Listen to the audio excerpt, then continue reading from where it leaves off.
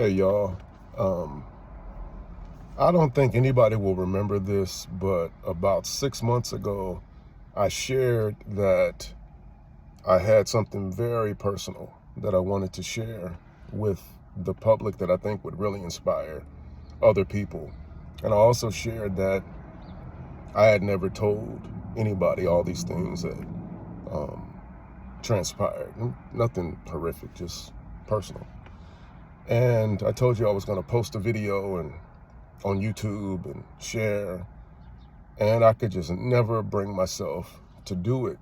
And I think the bits and pieces that I share right now, which will be very brief, might help give you a glimpse into what I wanted to share, and I hope one day that I will be able to talk about it. And again, it's nothing bad, it's just the journey. I was listening to somebody a moment ago, and what she said inspired me to even post this, if I post it.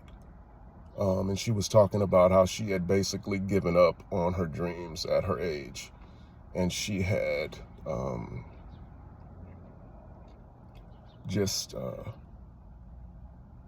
resigned herself to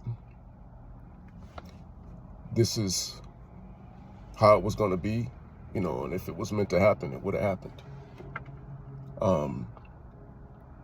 And I remembered in 2003, because my daughter was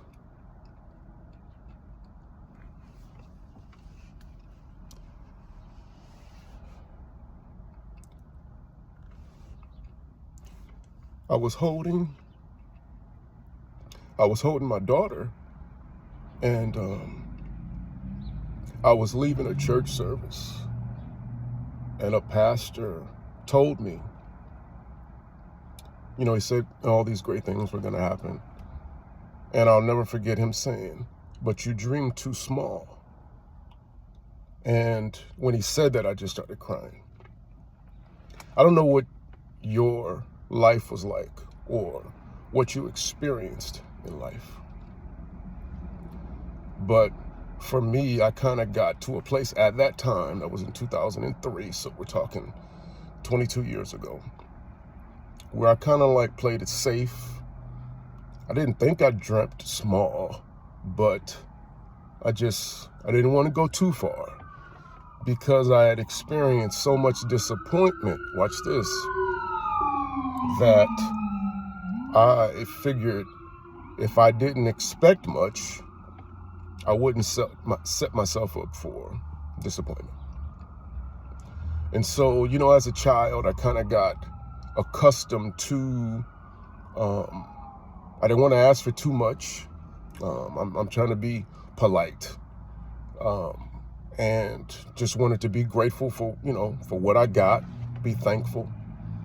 And a couple of times I set my hopes like really big, talking about as a little kid. And I just knew it was going to happen. And when it didn't, it kind of shaped my expectation going forward. I didn't know that. And so even after I, started in music and segued into acting, and I just still wanted to kind of like play it safe. Don't want to go too far with my dreams.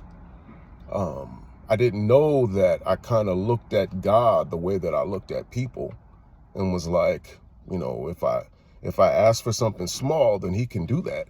And, I haven't crossed all my T's and dotted all my I's, so I don't want to be too demanding or too entitled. And when that pastor said, "You dream too small," and he challenged me like forcefully to dream big, and I just collapsed, in tears, holding my daughter.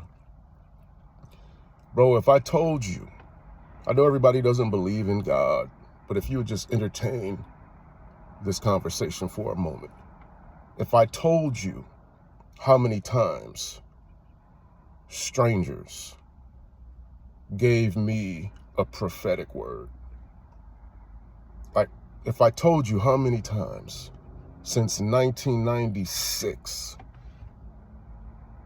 I visited a church in 1996 in Savannah, Georgia. I was going to college at Savannah State. I visited a church. I sat in the back. I can't make this stuff up. And the pastor said, "Young man in the back, stand up." I knew he wasn't talking about me. I had never been there before. And I was sitting next to my friends. We all worked at the radio station.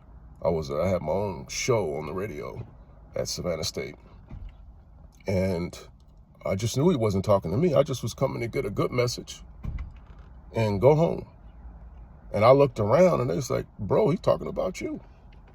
And I stood up, and I'm not going to tell you what he said. I'm very cautious with sharing specifics because you always got enemies, man, and haters, and they're not just like people. Like, I really believe that people that are not happy with their lives will try to abort your dream or sabotage your destiny. So all I'll say is he shared some very specific things with me that were directly related with some dreams I had, man. I couldn't stop crying. Bro, that was 29 years ago. I'm still holding on to that dream, still holding on to that message. Here's the point of me sharing all that, and there's so much I'm not sharing.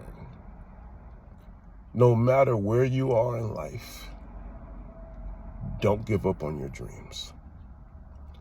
And I'll also share this, and hopefully you guys are mature enough to hear this without thinking that this is negative. It's not, it's a fact.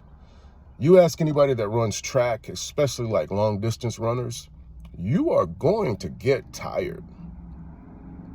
And I've seen people collapse and throw up running. I've seen people cry running. And people get exhausted. And some people don't finish. They cramp up, they pull a hamstring, and then there are others who do finish. The point is, it takes a lot of fortitude, resilience, endurance, and just flat out believing that you can finish this, I'll just say for conversation purposes, a 20-mile race. Those are the people who finish. They just keep the end goal in mind.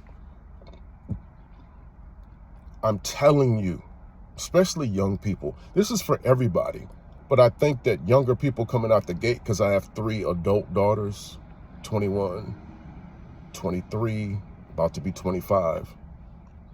When you haven't lived that long, and you have big dreams, this is not to scare you. Just like really be prepared to put your seatbelt on and enjoy the ride. And there might be some turbulence. Don't stop flying because there's turbulence. And you might get rerouted. Don't stop flying because you get rerouted.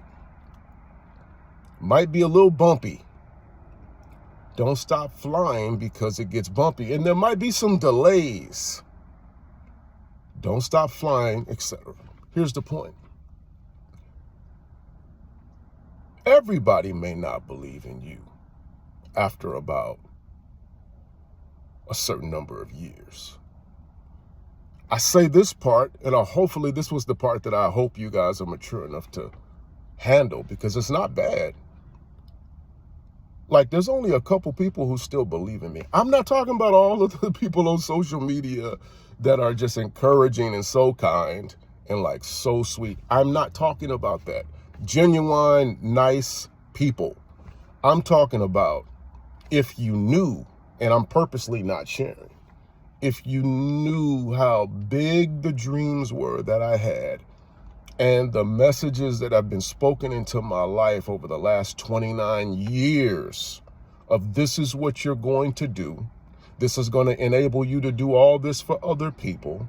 And then you're going to do this, and then you're going to go there, and then blah, blah, blah, blah, blah. Great stuff, which I have vision boards in my house, in my bathroom, on the refrigerator so that I see it every day. If you knew how big these dreams were, then you'd understand this statement. Other than my agent, Ralph Cooper, there's not a lot of people who still believe. I'm not being insensitive. I'm not being rude. At some point, and I'm being silly. Like if I was out with a friend, this is a hypothetical. If I was out with a friend and I was like, bro, one day I'm going to be doing this and be doing that. And if that friend said, I hear you, bro, but can you just cover lunch? I'm being facetious. Then you would understand the attitude that is understandable and acceptable for people when they're looking at you like, that's beautiful. And I hear you, and you are good. And I mean, you never know. But in terms of people that are like, no, it's going to happen. You got 2 more miles on this 20-mile run. I'm telling you to encourage you. If you only have one person that believes in you, if you have 2, if you have 3, don't worry about the 300 that don't. You better believe in yourself. Be sure without a shadow of a doubt that there is nothing too hard for God. And that if you believe with everything in you that he called you to do this, I don't know what you were created to do. I don't know what your skill set is. I don't know what your training is. I don't know anything about your journey. But if you know with all your heart that you're supposed to be a business owner, you're supposed to be a chef, you're supposed to own a restaurant, you're supposed to sing. Now, if you say, I'm being silly, that you're supposed to sing and you can't even hold a note, then that's, debatable.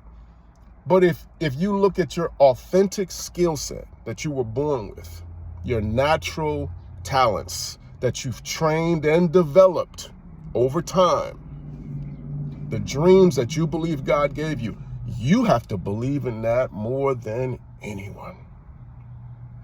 And if you are encouraged by a team of people who believe in you, that's great. But if that team dwindles down to 1, you still have to believe. There's so much I'm not saying, so much detail I'm not offering because it's been almost a 30-year journey. I just want to say in my little 13 minutes, don't stop believing. Don't give up. Believe in yourself and believe in the dream that God gave you. And he will watch over it and he will perform it. He has not forgotten about you. I love y'all.